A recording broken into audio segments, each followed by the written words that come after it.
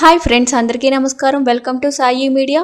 Friends, ఇప్పుడే అందిన వార్త. దేశమంతా షాక్. సుప్రీంకోర్టు సంచలన తీర్పు. దీనికి సంబంధించిన కంప్లీట్ డీటెయిల్స్ అయితే ఈ వీడియోలో చెప్పడం జరిగింది. ఫ్రెండ్స్, వీడియోని పూర్తిగా చూడండి, అప్పుడే మీకు పూర్తిగా అర్థమవుతుంది. అలాగే ఇప్పటి వరకు మన ఛానల్ ఎవరైతే సబ్స్క్రైబ్ చేసుకోలేదో దయచేసి సబ్స్క్రైబ్ చేసుకోండి. ఫ్రెండ్స్, సబ్స్క్రైబ్ చేసుకోవడం వల్ల ప్రభుత్వం నుంచి వచ్చే ముఖ్యమైన అప్డేట్స్ అన్ని కూడా ముందుగానే మీకు తెలియజేయడం జరుగుతుంది. ఇంక లేట్ చేయకుండా వివరాల్లోకి అయితే వెళ్ళిపోదాం.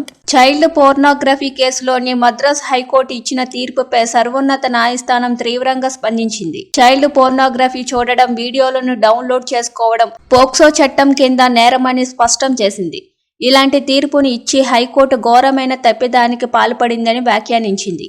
ఈ మేరకు చైల్డ్ పోర్నోగ్రఫీ చూడడం నేరం కాదంటూ మద్రాసు హైకోర్టు ఇచ్చిన తీర్పును సవాలు చేస్తూ దాఖలైన పిటిషన్పై ప్రధాన న్యాయమూర్తి జస్టిస్ డివై చంద్రచూడ్ నేతృత్వంలోని తీర్పు వెలువరించింది. ఈ సందర్భంగా కేంద్రానికి సుప్రీంకోర్టు పలు సూచనలు చేసింది. పోక్సో చట్టంలో చైల్డ్ పోర్నోగ్రఫీ అనే పదాన్ని child sexual exploitative and abusive material అనే పదంగా మారుస్తూ పోక్సో చట్టాన్ని సవరణలు చేయాలని సూచించింది. ఆ సవరణలు అమల్లోకి వచ్చే వరకు ఆర్డినెన్స్ జారీ చేసుకోవచ్చని, ఇకపై హైకోర్టు చైల్డ్ పోర్నోగ్రఫీ పదాన్ని ఉపయోగించరాదని ధర్మాసనం ఆదేశించింది.